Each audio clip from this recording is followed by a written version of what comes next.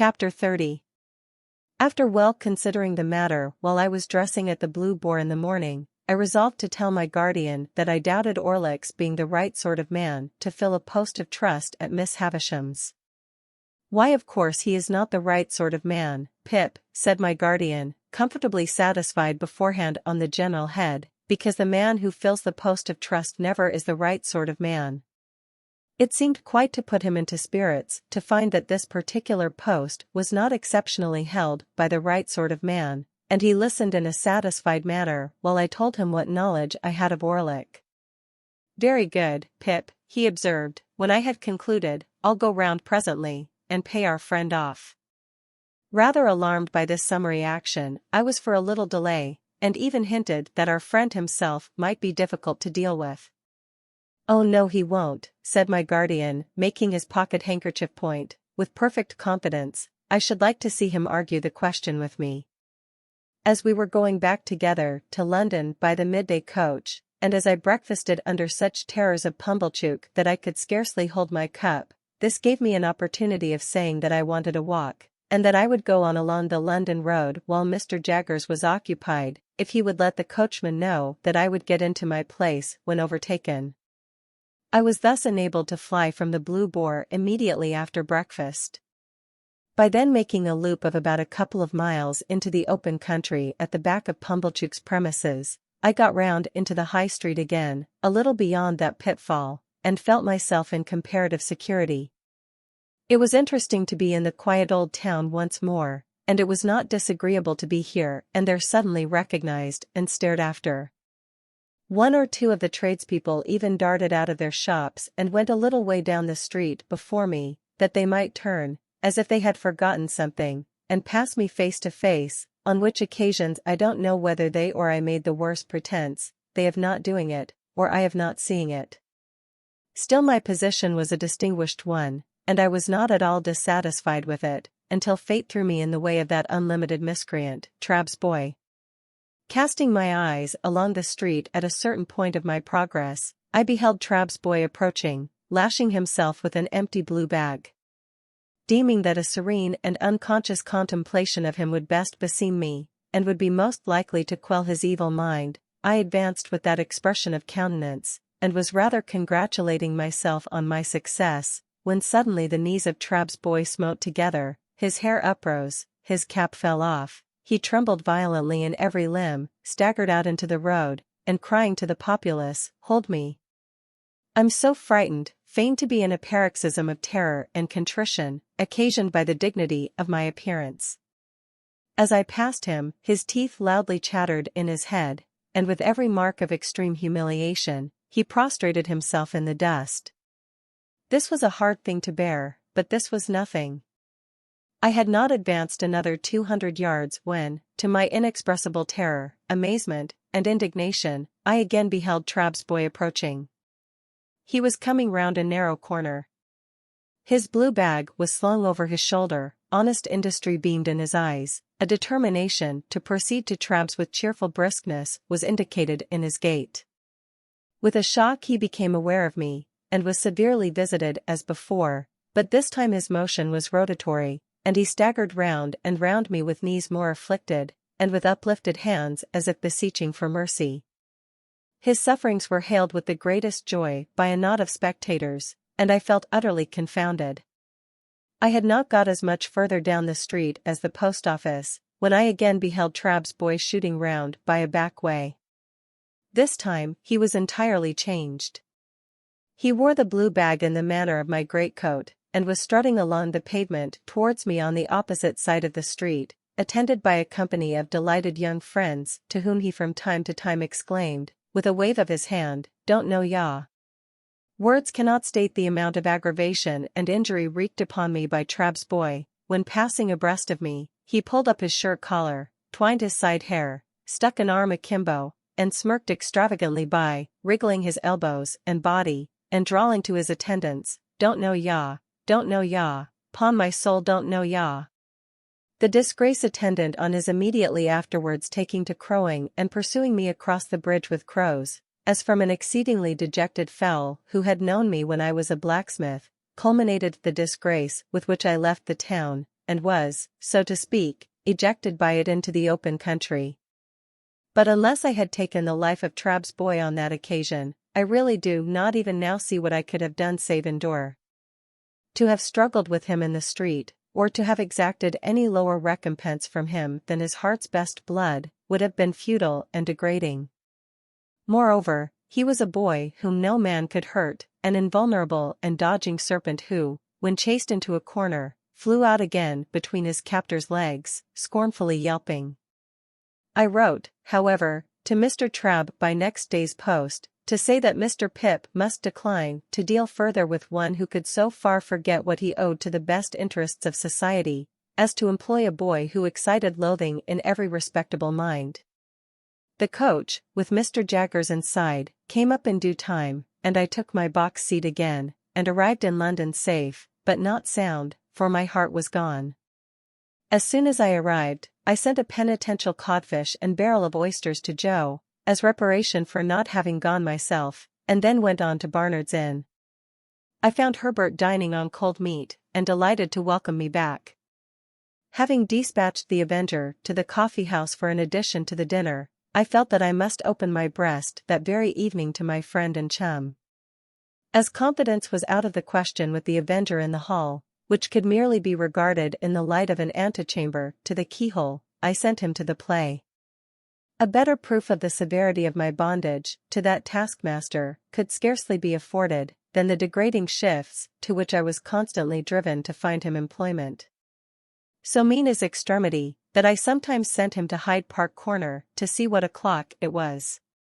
Dinner done and we sitting with our feet upon the fender, I said to Herbert, "My dear Herbert, I have something very particular to tell you." "My dear Handel," he returned, "I shall esteem and respect your confidence." "It concerns myself, Herbert," said I, "and one other person." Herbert crossed his feet, looked at the fire with his head on one side, and having looked at it in vain for some time, looked at me because I didn't go on. "Herbert," said I, laying my hand upon his knee, I adore, Estella." Instead of being transfixed, Herbert replied in an easy matter-of-course way, "Exactly." Well, Herbert? Is that all you say?" "Well, what next, I mean," said Herbert. "Of course I know that." "How do you know it?" said I. "How do I know it, Handel?" "Why, from you." "I never told you." "Told me?" "You have never told me when you have got your hair cut, but I have had senses to perceive it. You have always adored her, ever since I have known you. You brought your adoration and your portmanteau here together." "Told me?" "Why, you have always told me all day long. When you told me your own story, you told me plainly that you began adoring her the first time you saw her, when you were very young indeed." "Very well, then," said I, to whom this was a new and not unwelcome light, "I have never left off adoring her. And she has come back, a most beautiful and most elegant creature. And I saw her yesterday. And if I adored her before, I now doubly adore her." "Lucky for you then, Handel," said Herbert, "that you are picked out for her and allotted to her. Without encroaching on forbidden ground, we may venture to say that there can be no doubt between ourselves of that fact. Have you any idea yet of Estella's views on the adoration question?" I shook my head gloomily. "Oh, she is thousands of miles away from me," said I. "Patience, my dear Handel, time enough, time enough." "But you have something more to say?" "I am ashamed to say it," I returned, "and yet it's no worse to say it than to think it." "You call me a lucky fellow."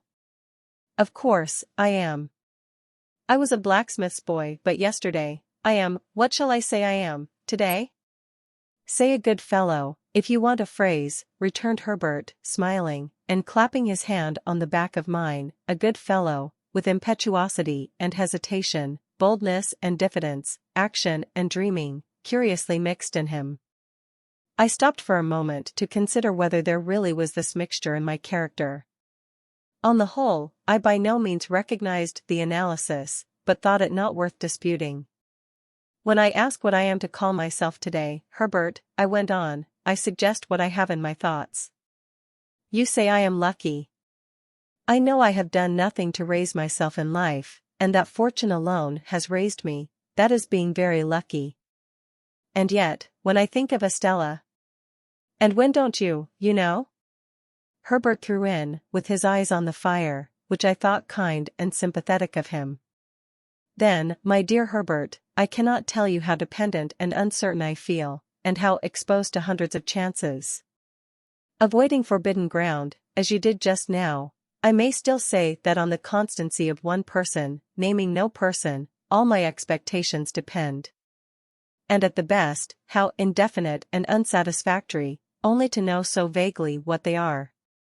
In saying this, I relieved my mind of what had always been there, more or less, though no doubt most, since yesterday. Now, Handel, Herbert replied, in his gay, hopeful way, it seems to me that in the despondency of the tender passion, we are looking into our gift-horse mouth with a magnifying glass.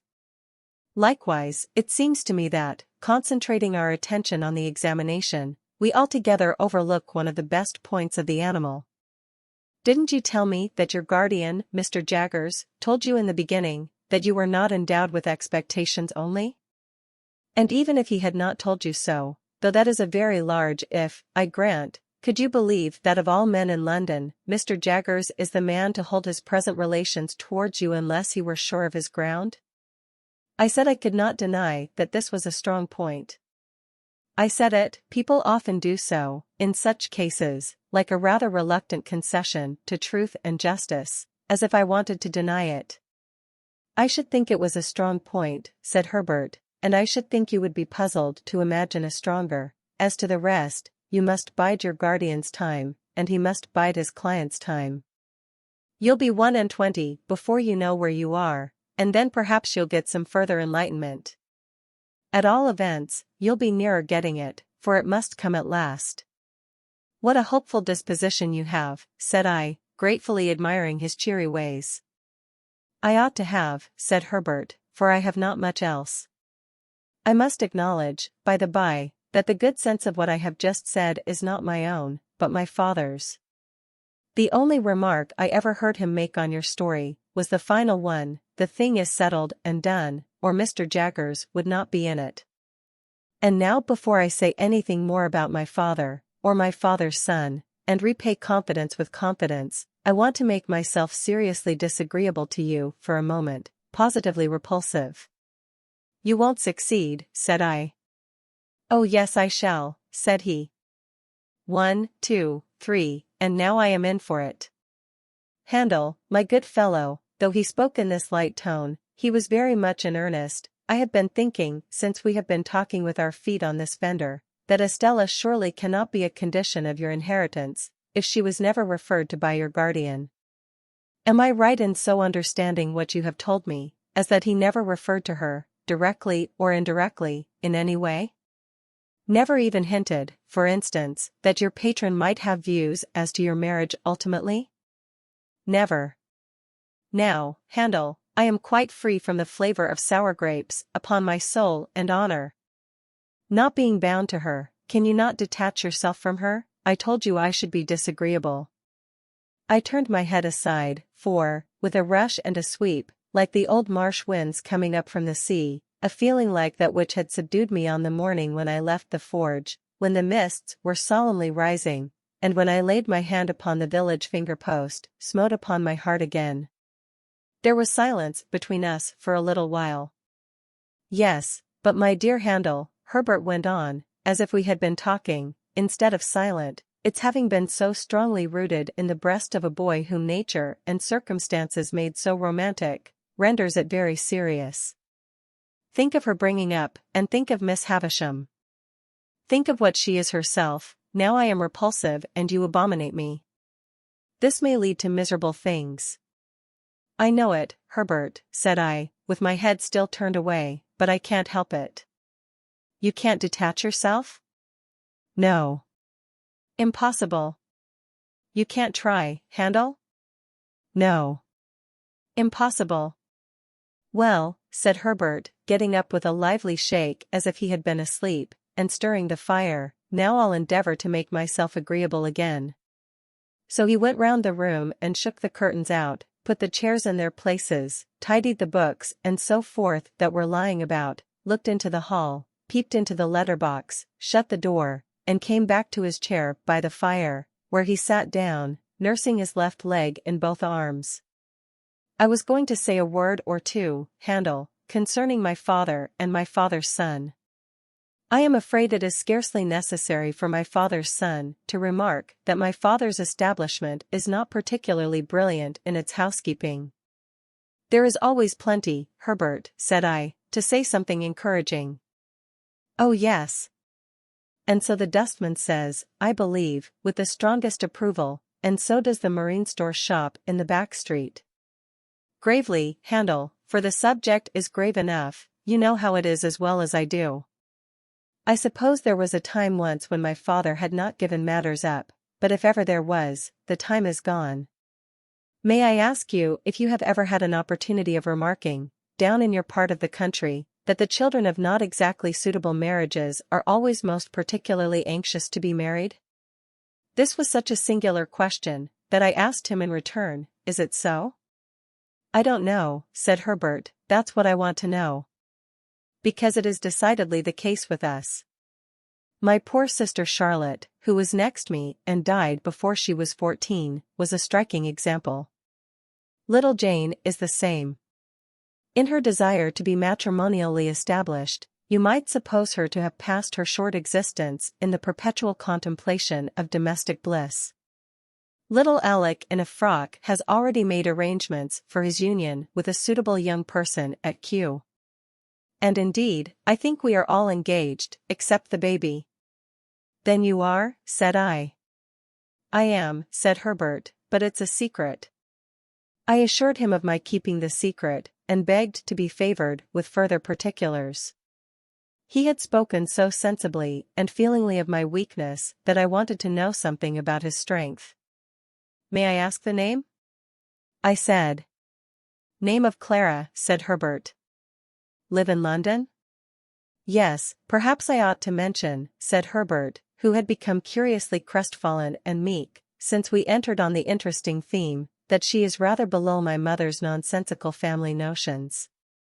Her father had to do with the victualling of passenger ships.